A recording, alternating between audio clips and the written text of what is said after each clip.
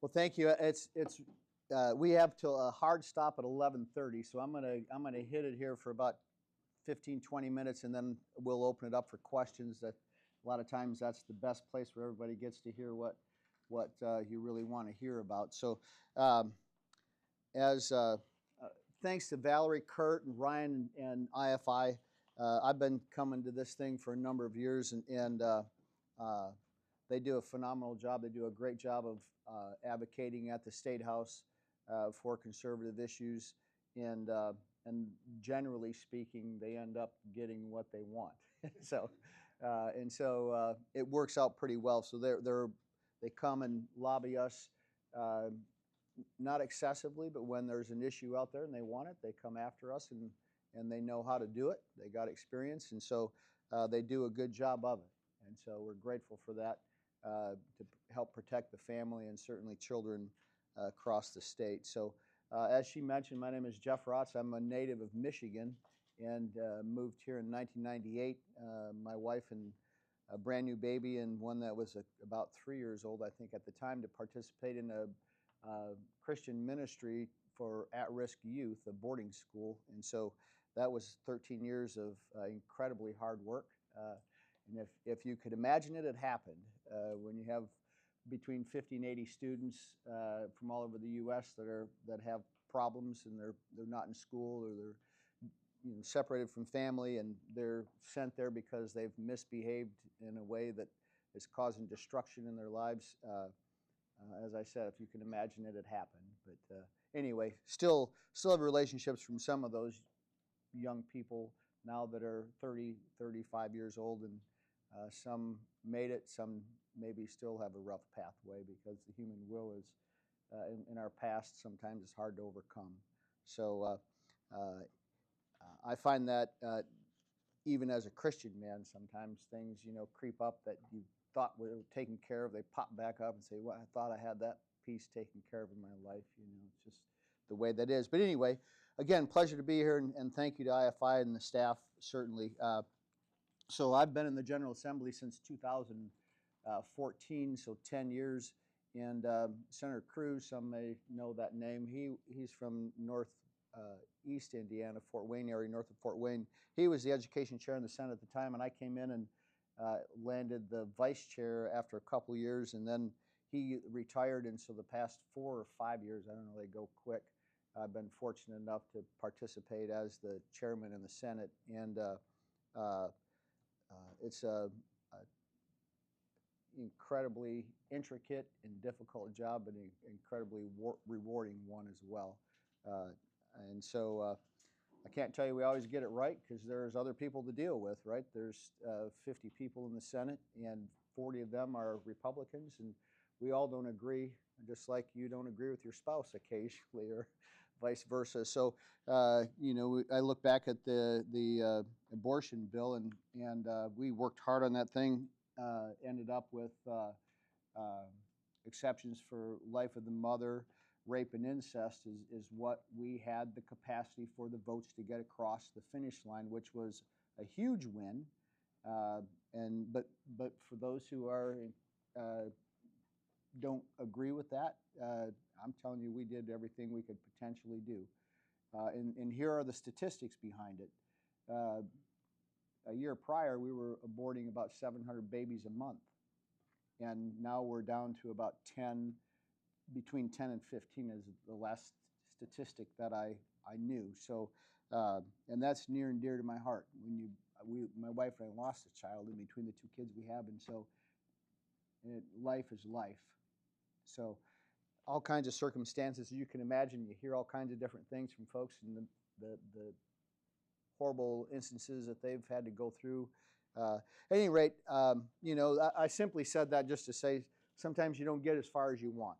There's people that feel differently because of life circumstances, or they're somewhat more moderate, or maybe all the way conservative, whichever. But so to think that everybody's the same as a conservative Republican is not true. So just like we are in our families. So anyway, I'm going to share, as I said, I'll quit in another 15 minutes in speaking, but and then just answer questions. I brought with me only a few of these things today. This is the budget from Indiana, and I'm going to share a little bit about dollars and cents because it's important, and then we'll talk about some policy as well. So right now in Indiana, we spend about $10 billion on education, and so that's annual appropriation. This is now we're talking 2024. The numbers I just gave you are 2024. K-12, yeah, that's irrespective of higher ed's another 2.2 billion on top of that. So if you looked at education as a whole, our budget is about 20 billion annually, 21 billion annually, and it's more than half that we spend on education overall. So the state institutions, they get overall $2.2 billion essentially, in different allocations for different things, I suppose, but the bulk of it's K-12. An interesting question coming in, Valerie mentioned about local property tax. The school districts, the funding comes, there are 4 or 5 sources. So the federal government sends money to the state, which distributes it to the school districts or counties, districts, not counties, direct, depending on how many, there are multiple school districts in every county. Then there's money that goes direct from the federal government to school districts. There's tuition support from the state, which is the bulk of it. So our K-12 tuition support is about $8.9 billion. That's a number, and I honestly haven't calculated out. There's about 1 million kids in the state of Indiana in the K-12 space, very roughly speaking. And so somewhere between, let's just say it's $8,000 per student that goes from the state to, and it's only given to the school districts if there's a butt in a seat. And so there are 2 count dates every year. One's in October, I believe, and the other one's in February. And so if a student is counted, they get paid for that student. If they're not there, they don't get paid for them. And so, so the money follows the child. Local property tax dollars, which I'm sure everybody's angry about right now, yeah, with the increased assessed value, which is basically the baseline of how property taxes are set. That money is collected at the county level and is distributed to the school districts at the county level. It never comes to the state. And so on average, and so when I say that, you think about a county that maybe has 20,000 people in it literally versus where we're standing right now. I don't know what that is, but the assessed values are much higher here than they are in rural Indiana. So the average is $3,300 a student. That may have went up a little bit with the assessed values. That's probably a 2 or 3 year old number, very rough number. As I said, as an average, we could be talking $1,500 and $8,000 because of the local property tax dollars that are collected at the local level. And it's their responsibility to collect it and send it to the school districts. So that's a whole nother, that's a very high level concept there as well, because in statute we have that debt has to be paid first, and that's at a local level. So it doesn't make a difference if that's a municipality or it's a school district or whatever. The debt has to be paid first. I think that's probably a Mitch Daniels era thing of something that actually was put out there, which by the way, very easily said as far as I'm concerned. Mitch Daniels set the fiscal pathway for the state, and we've been able to maintain that to be fiscally healthy in Indiana, and he gets the credit for it for certain. In fact, 2 weeks ago, I was in Maine. Jeb Bush, George W.'s younger brother, has an organization called Excel in Ed, and it's a very conservative organization, and they convene every year and help all states that are willing with policy issues that are conservative. Like they help some with the science of reading, which we just went through, diploma redesign, and some of the other initiatives that we've done in Indiana have been fostered by that organization. And at any rate, we got to go to, we actually convened in Maine. This is just a small group of policy leaders of states that are forward-thinking in education. And we got to spend 40 minutes or so with George President Bush and his wife, and interacted a little bit, but we didn't know that he was going to be there. But it was a very cool event to meet President Bush. He was under George W. Mitch Daniels was his budget director, and his nickname was the Blade. And so that's all that needs to be said about him and his fiscal nature and what he has done in the past. And so a lot of kudos to him for the fiscal stability of Indiana. As you may or may not know, it came out from under Democrat control at that time, and we were in bad shape. And he righted the ship and again set the stage for where we are today, and been able to maintain Republican control and keep it in the shape it's in. So those are good things. I'm not telling you we do everything right either, because I can paint a good picture, but things happen along the way. So the last few things that we've done in education. So this past year, we have a mandate from the federal government that the standardized tests, which we call iLearn, you probably all have heard of that, and that is a controversial thing out in the field, and I understand that. One thing I like about it is we can look at IPS as opposed to Randolph County that has 20,000 people in it versus, and I don't know what the population is in Marion County, but the performance metric is what we look at. What are the outcomes? Can Johnny and Susie read? What are those numbers? So it's a uniform test and gives us a snapshot of what it looks like across the state. We can argue all day long about the efficacy of the test. Is it too hard? Is it too easy? All those things, and we fight about it all the time, most definitely. And I'm sure you've all heard the nightmares about students that end up sick, physically sick, because they have to take tests. And my answer to that is, I'd say to the teachers, why in the world do those kids know that this is a high stakes test? They wouldn't know if you didn't tell them.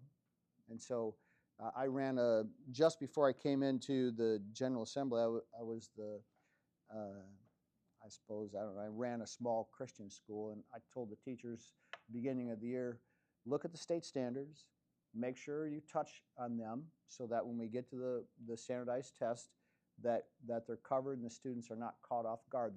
They've touched the subject matter. And if you need to subsidize your current curriculum, we'll do it. Tell me what you need and we'll make sure it happens. But never told the kids it was a high stakes test, just a test, that's all it was. And after that year, I'm proud to say, now I don't know what their scores were before, but we had grown more than anybody in the county I was in. And part of it, I think, is, as I said, those students shouldn't know there's a high stakes test. Someone told them along the way, and so the anxiety gets big and kids get sick about it, and I don't know. It's a mess. But again, the reason why we do that is the federal government requires it. If George W. made any mistake, it might have been that. However, there's some good in it as well. But to make sure, here's why. If you ask yourself this question, how in the world can the leader of the free world, the United States of America, maintain its standing on the globe if we don't have an educated society? And so you look back to let's say 1970, the United States was #1 educationally on the globe.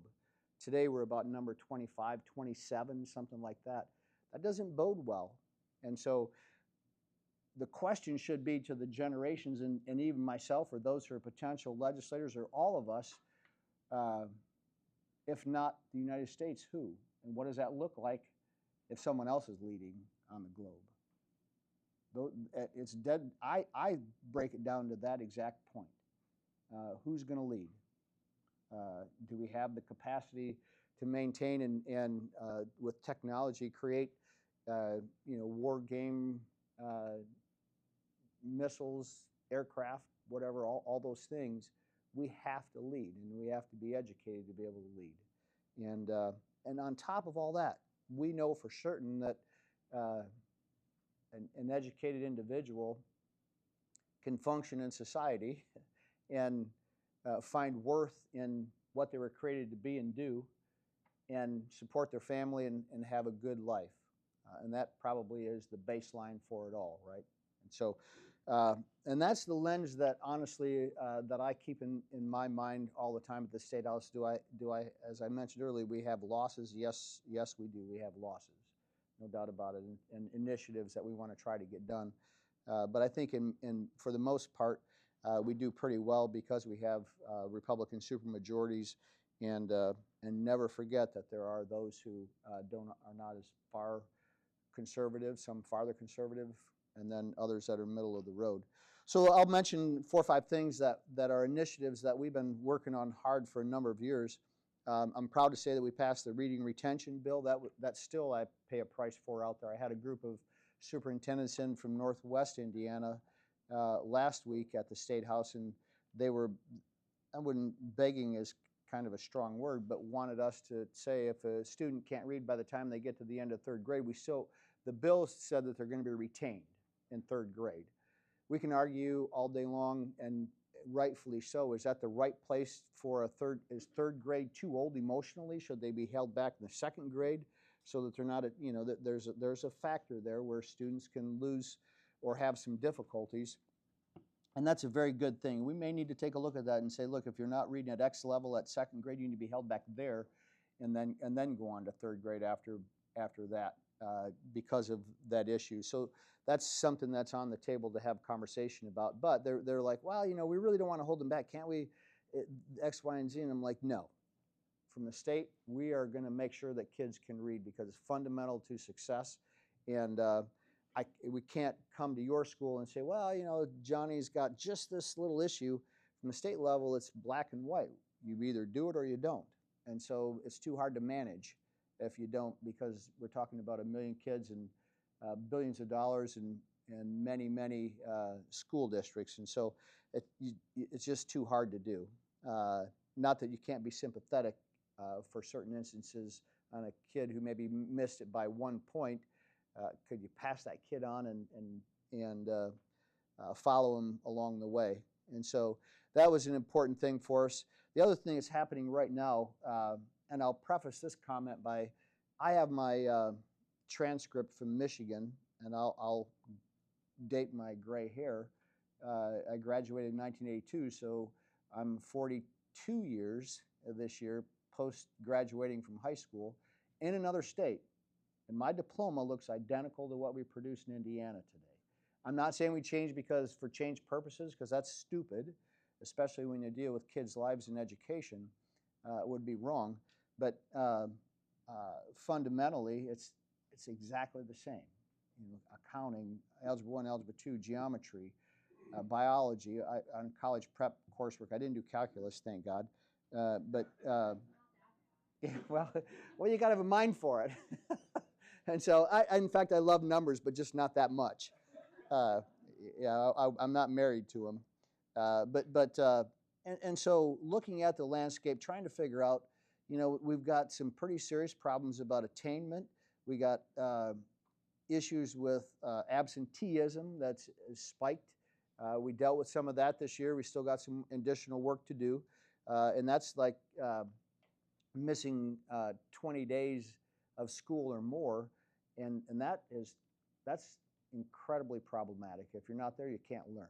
And so if we're not addressing that, so there's a lot of stuff in place. We're working on, kind of highlighted that this year with a few other things, and we'll continue this year, I believe, with some other initiatives to help do that as well. Because before, it dealt with the authorities, and which is, there's nothing wrong with, but we think we're going to do a little bit, I think we'll do a little bit more not on the easy side, but to assist, because we're having problems in our legal system too with the lack of police officers and the money and all kinds of things, right? There's a lot going on in that arena too. The last I checked, we were down about 150 at the state police level, and so we as the General Assembly set set the salaries for the state police, which transcends all the way down to the local towns, right? So you might start off at $35,000 in a local town. If you can make 70 with state police starting, you go through the academy, and 2 years later you take the next job and almost double your income. You can't blame them for leaving. But how do we maintain protection at the local level too? And so I think and somewhat being sympathetic on the local level, as long as people are spending money appropriately, and take a good hard look before you fight for your property taxes to go down, because you might have to ask yourself what services you are willing to give up, or part of them. It's that serious, because they're spending the same amount of money on cars, they're spending the same amount of money on gas. They had to increase the wages, the cost for roads, the cost for everything has gone up. And so I'm not saying there's not some reprieve here by any means. I'm just simply saying take a good look at it as you do. So reading retention was a big one.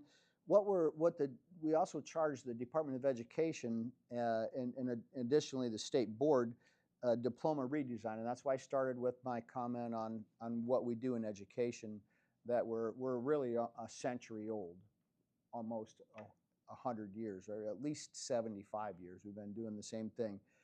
And there's nothing wrong with that. Again, I want to emphasize, we never change this because we want to change, but what are we doing for tomorrow that we're doing today? There's still all that baseline stuff, reading, writing, and arithmetic. It's still all relevant, never change, I don't guess. So that's getting a little touchy right now. That I'm getting some pushback on the college prep course, diploma, excuse me, let me use that word. What does that really look like? And so some parents are having some problems thinking, well, my son's going to college, so I'm on a college prep coursework academically. And so that stuff is being hashed out as we speak, literally. And there's some push and pull, which there needs to be, as always. And so if anybody's heard anything about that, just hang on. I firmly believe we'll get it right. And if we don't, we'll legislate it if we have to. We charge a state board to do it, and or the Department of Ed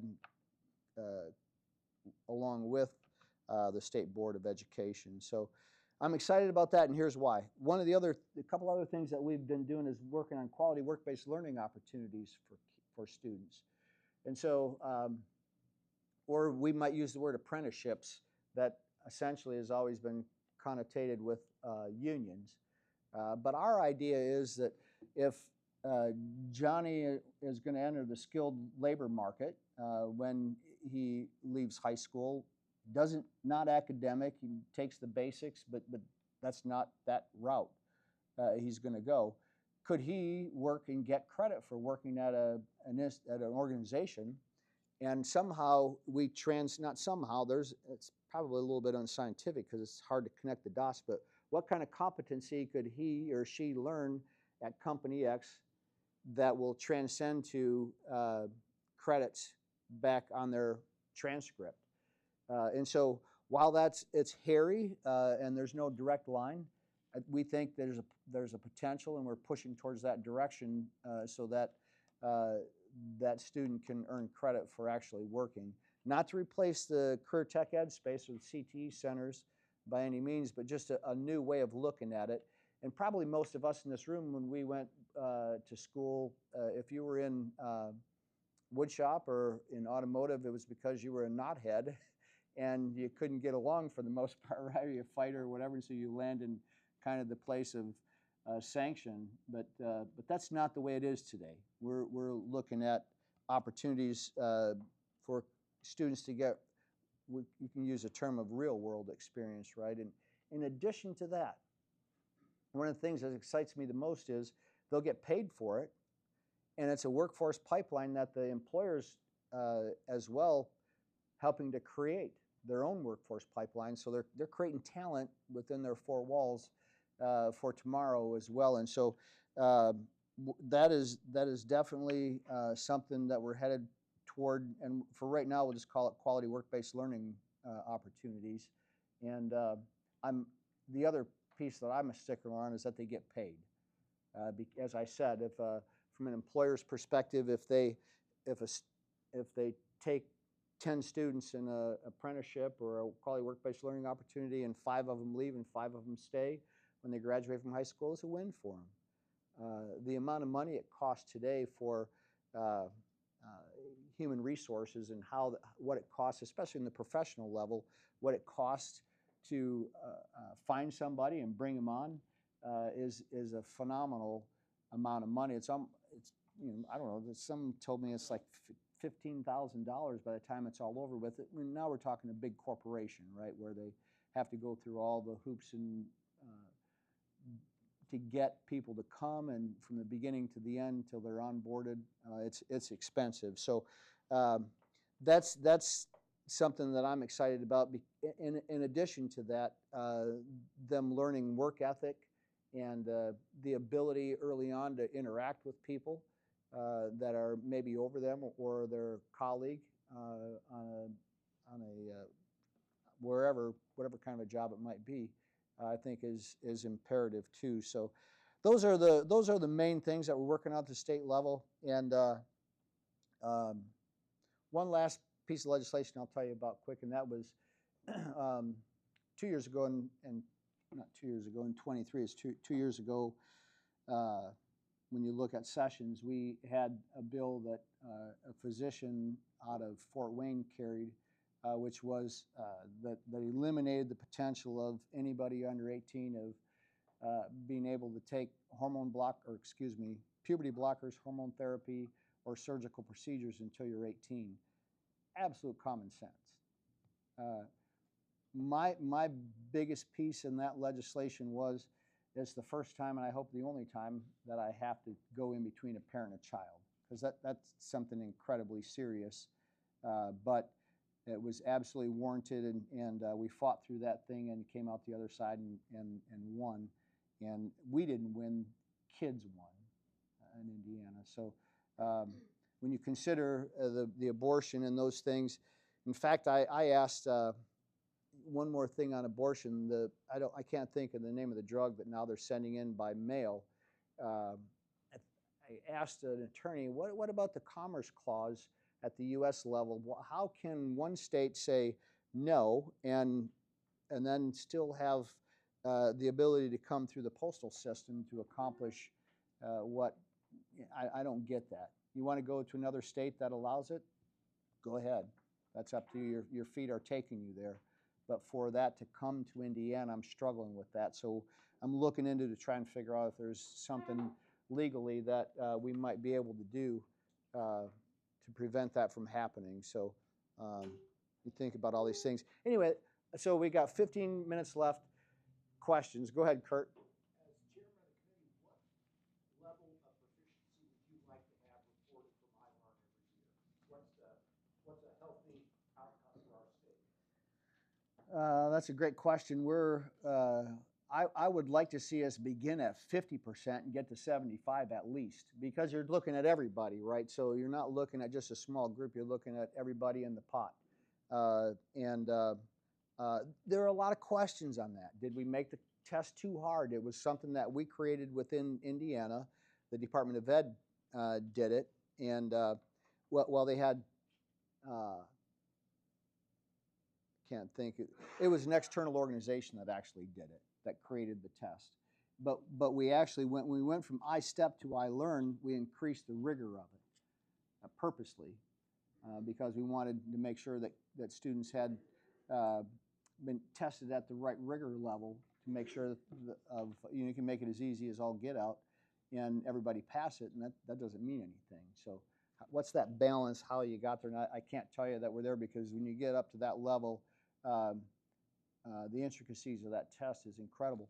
One other thing that we were able we figured out this year, and I actually have a bill I need to check with the State House on it, or the Department of Ed. We can determine Lexile scores or the reading level of every kid when they take the iLearn.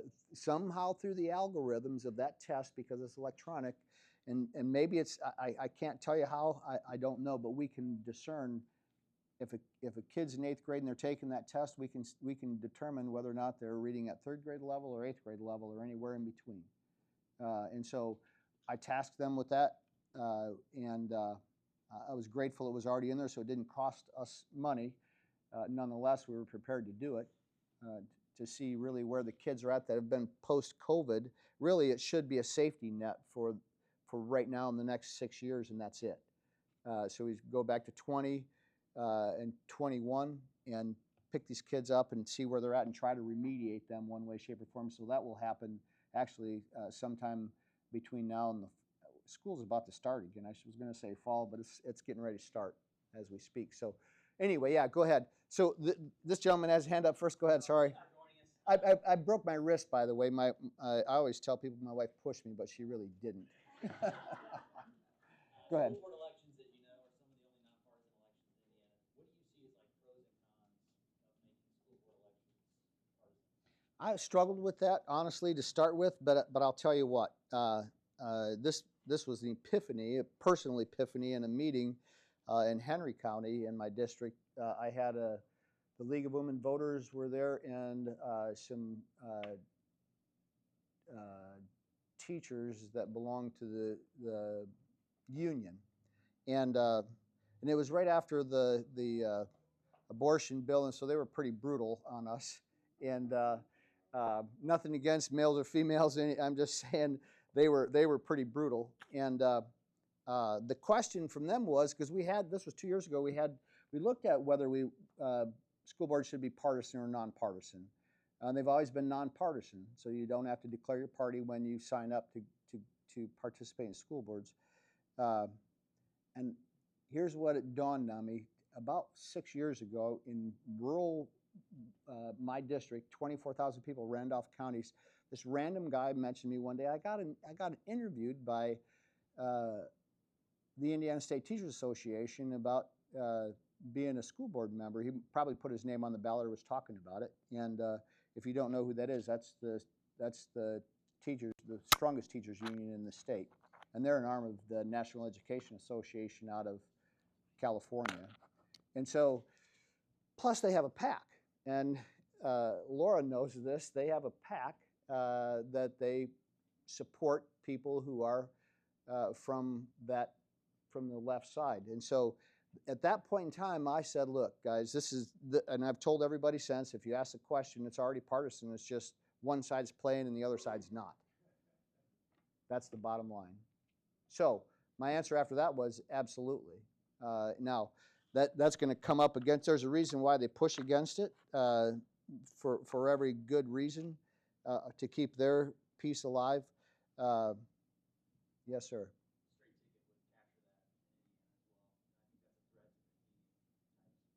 Yeah, for sure. Yeah. Go ahead, Laura. I have a question on iLearn.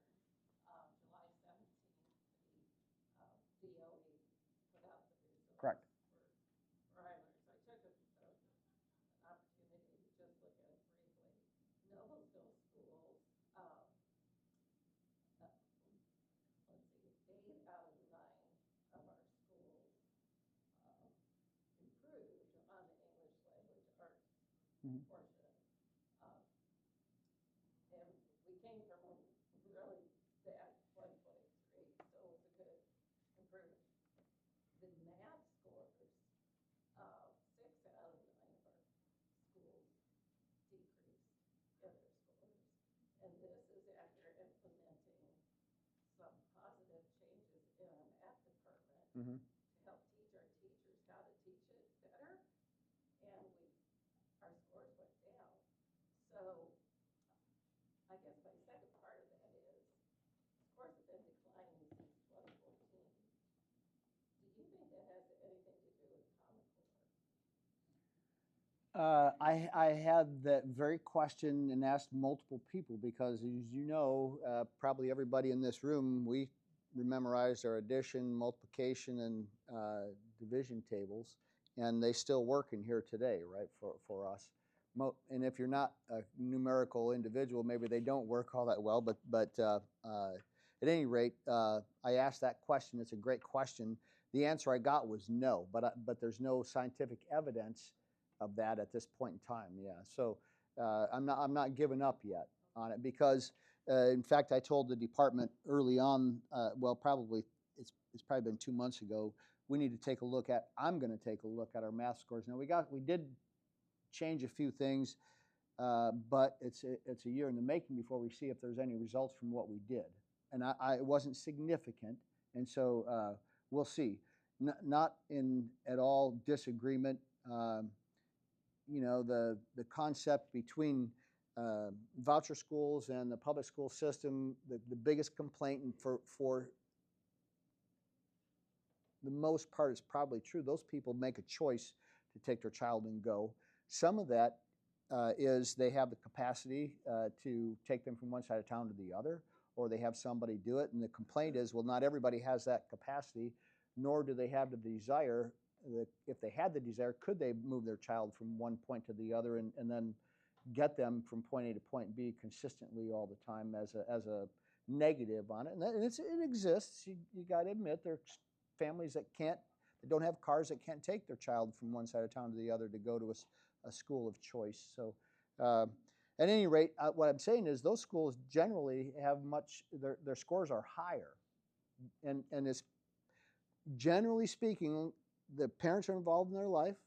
They have the capacity to move from point A to point B consistently so they can go to the other side of town and participate. And that's the American way, so I'm not apologizing for that. Or homeschooling. I mean, there's homeschooling's growing in the state as well. I don't know if it's exponential, but it's certainly growing. Is that a fair statement?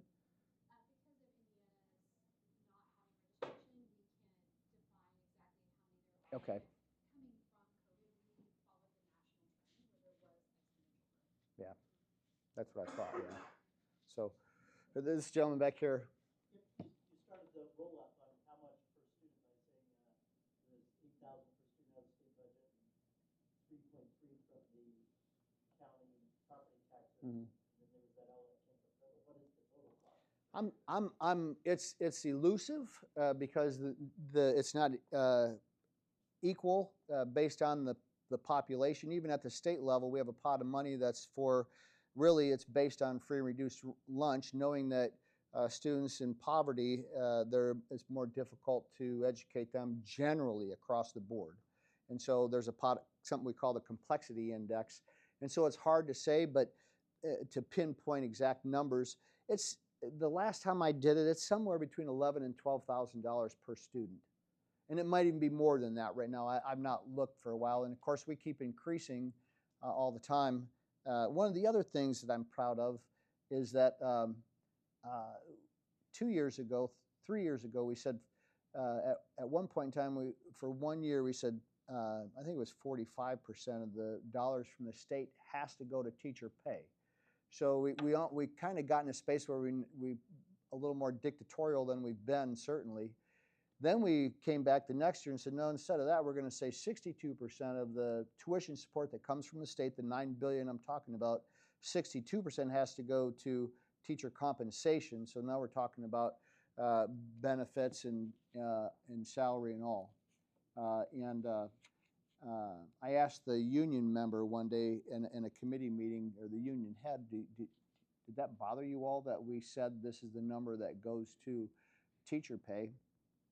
And him hot around a little bit, and he said, no, it doesn't bother me. And I'm like, the state did something historical by stepping in that space, at least partially anyway. Let's say there's 3 steps to it. We're a third of the way into it by saying this money has to go to teacher pay that goes to school districts. And it didn't bother you. In fact, I'll tell you that I'm not going to tell you anything I don't tell the union. I don't like you. If you want to belong to a union, that's great. Go ahead. But if you have an agenda, you and I are not going to get along very well. I'll fight you every day of the week and twice on Sunday. And so not that we win everything or are able to get it all done, as I said earlier, at least at this point, I don't like the woke agenda. And that was kind of one of the things I thought in my own mind, this is a big deal for us to jump into that space. And so it's a win for everybody, in my opinion. Yes, sir. So I noticed I used to work in a college environment, and I speak with a lot of student athletes. And one of the things I saw which was very detrimental was financial literacy. And I know we recently just passed something. Can you talk about that? I'm just surprised that it's taken this long to have something like that. But you're not wrong. I'll tell you, I got a 25-year-old that said maybe a year ago, I really don't like this adulting stuff. That's the term, right? And so I don't know about insurance. I don't know about these things, and I didn't get taught this stuff or whatever. And I'm like, well, maybe then it's my fault. I didn't tell you about insurance, right? You're gonna have to have car insurance. You're gonna have to have renter's insurance for your contents and things along those lines. But all I can tell you is it must have been done at the family level at one time, because you all probably have testimony of that in some way, shape, or form, because we've never really taught it. And that's the best answer I have for you. We finally got it done, yes, sir. And whether we're doing a good job of it now, I don't know, but there's a balance to all that stuff too. How do you get it all done in one day? The other thing, man, I could talk all day long. The other thing that I'm not sure of, I had 7 superintendents in last week, and we got this balanced calendar for students right now. And so I'm thinking the younger age students. So if we start now, let's say we start August 1st or whatever that date is, and then we have a break in October, and then we have a break in November, and then we have a break in December. Especially those kids, they lose some of what they learned, and so you come back, you got to remediate a little bit to get started again. And you think about Thanksgiving, and then you think about Christmas. I'm not certain we're doing it justice. There are a lot of little things that we could tweak, I think, that will help kids not only attain it, but retain it. And so we'll get there on it. I think, to strengthen it, we got to see where we're at with it at the moment. I would say to you that it's probably somewhat weak to start with. It probably needs some more robust activity within it. But putting all this stuff in one day that's kind of what I was getting down to, is it's not that easy to do. And we get in trouble all the time. Stop messing with education. Stop messing with education. Maybe we do too much and too fast, and we don't wait for results. I don't know. I question myself sometimes. Go ahead. Yeah, I just had, so believe it or not, my third grader failed this year. And so there were options the school had. He took the test again before the end of the year, and actually the last day of school, he got his results back fast. All right. And then, of course, summer school, they failed again. But what's the impact right now on Indiana, if any, with the immigration, teaching?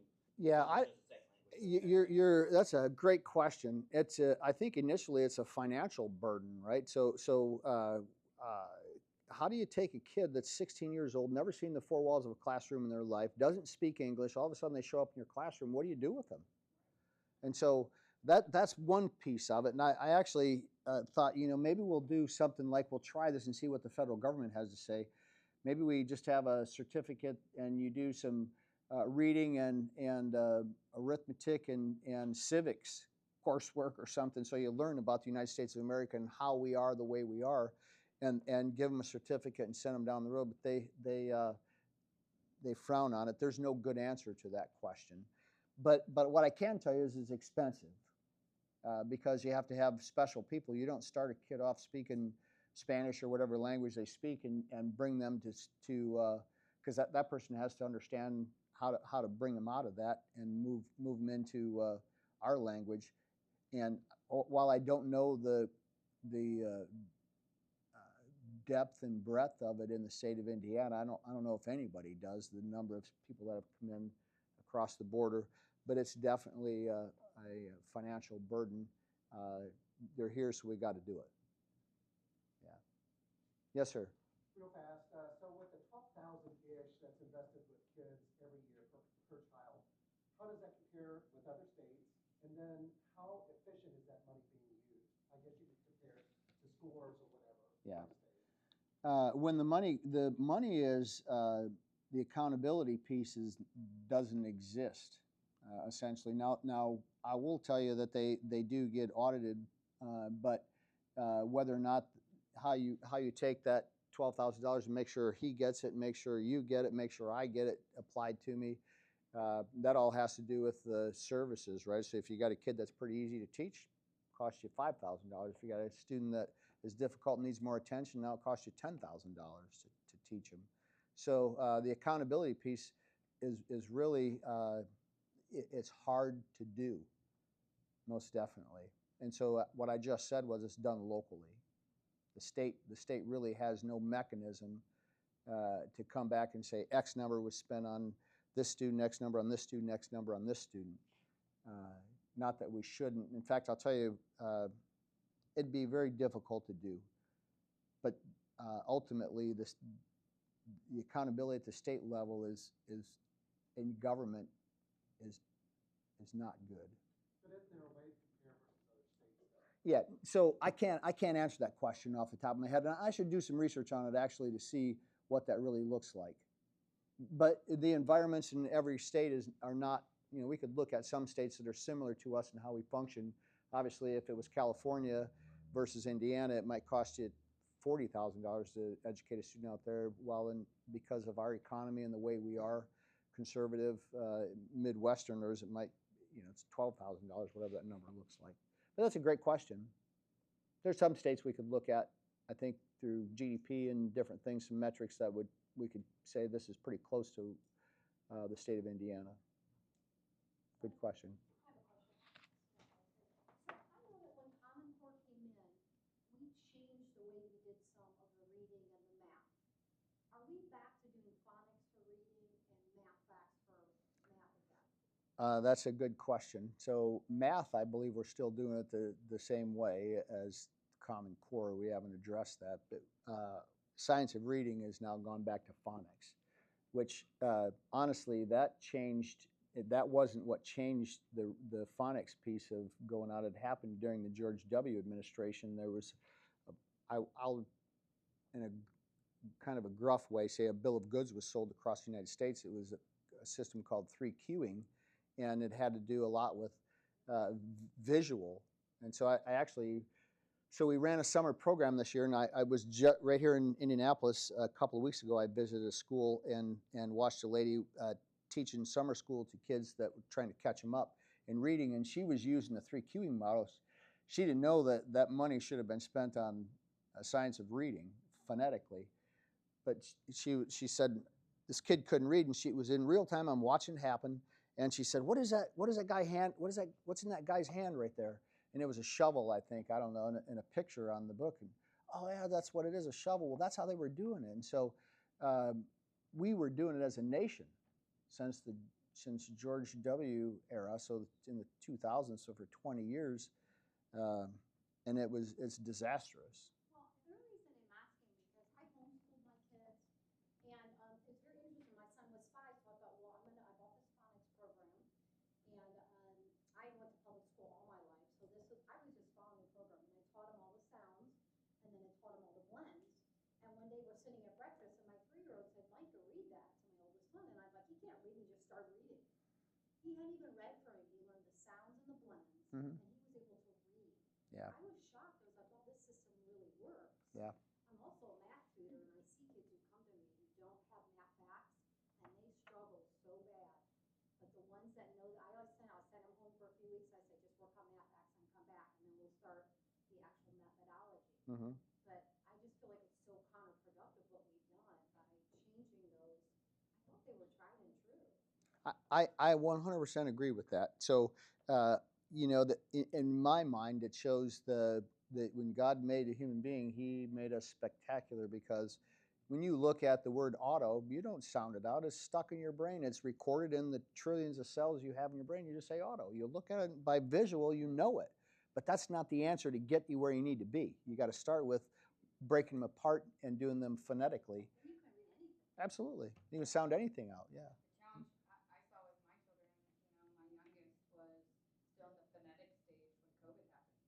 Well, then you sent all these kids home with a tablet, and they had to learn at that point. And so they click the little button and voice to text, and she writes the whole paragraph, and computer's gonna autocorrect for you anyways. And so the challenge became, now she's going into 8th grade, and this last year she really had to work to catch up. And I think she still will struggle with it because those foundations weren't there. When you give them a computer that's doing it all for them, No. you never get the bridge after. 100%. It's tragic, actually. Yeah, and I don't know. Again, we could look at ourselves with cell phones. We look at ourselves with a lot of things. Where we're headed, I don't know. If we're not diligent and vigilant, is the word I was looking for. We have a Senate summit every year in late August, so we kind of roll out in each committee what we're looking at for the next year. And so last year I went in and I gave the North Star where we were going to start with, and at the end I said, you know what, I didn't write that. Chatbot, what is it? Chat GPT is what I'm looking for. Yeah, did it for me. And so just to get their attention, to show I didn't. All I said is what would be the North Star in education, and it bopped out a couple sentences. I iterated it, and education is changing rapidly, and the questions from a societal function in my mind is pretty simple. Do we pull it out of the electronics out of the classroom? Do we manage them in the classroom? Those are great questions that we got to grapple with, and the time is now. And most of your private schools do not allow that. They still have books. And those kids are learning and they're getting the test scores that show it. Yeah. But even the tablets, like we spent time taking typing classes and learning home row. And my daughter heard me on my computer yesterday. She was like, "How do you type that fast?" And Yeah. like, well, they don't have the learning computer on the tablet, so they don't have Yeah. How, Those makeup days too are horrible. You know, you send your kid home with a towel in case it's going to snow tomorrow, and they cancel school, and then they make that's their makeup day. yeah. And No, that's money. a whole nother issue that No learning spotlighted during COVID was, kids were taking snow days, and then you find out that, there's a good portion of them that had no electronic devices for the snow days. And so, and then I get in trouble because we're going to say every kid is going to learn how to read before they leave third grade. You can't leave for any reason, because people are people. My pastor has a saying, people are people since people have been people. So if you draw a line, they're going to cross it. Some of them, majority will follow it and stay inside the line. Some will cross it. I get in trouble all the time because I tell my wife, I'm not the best rule follower in the world, but that's what makes some of us, be able to do different things and jump out when there isn't, you don't know if there's, I like to put it this way, and this is really going to date me. It's like being on the Beverly Hillbillies. You jump off the diving board in the cement pond not knowing there's water in it. So, that's a definition, I suppose, of a crazy entrepreneur that says, we got to do something different, and we got to do it today. So, any rate, my pleasure. I'll stick around a little bit. I don't know what your thing is, and I'm sorry. Gosh, we went over a little bit as well. You're a font of educational knowledge. Thank you. I'm really fortunate to do what I get to do, and I mean that sincerely. So, thank you. So I think I can probably speak to the class. I know a lot of times there's bills that come up, and you're like, who can I get to speak on that? Like, we have a really diverse, amazing group of people here in Hoosier Leadership Series. So if there's ever like, okay, I need someone to ask, like, you can always count on us to help. Okay. You. Well, So I'm familiar with how to get a hold of you. Yes. Yeah, thank you. So here's a little gift as a Thank you. We really appreciate My pleasure. Thank you all for your interest in being in this class to better the state and play the part that you can play in bettering the state of Indiana. So that's what it's really all about. If we can educate kids, they can participate in the economic cycle. They jump out of poverty. They can have families. There's not the way we were designed to function. There's nothing in my life, honestly, between my wife and my kids. I always say my wife's number 2, I guess.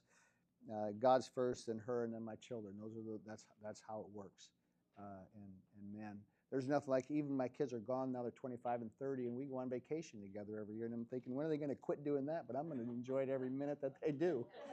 So anyway, thank you so much. My pleasure.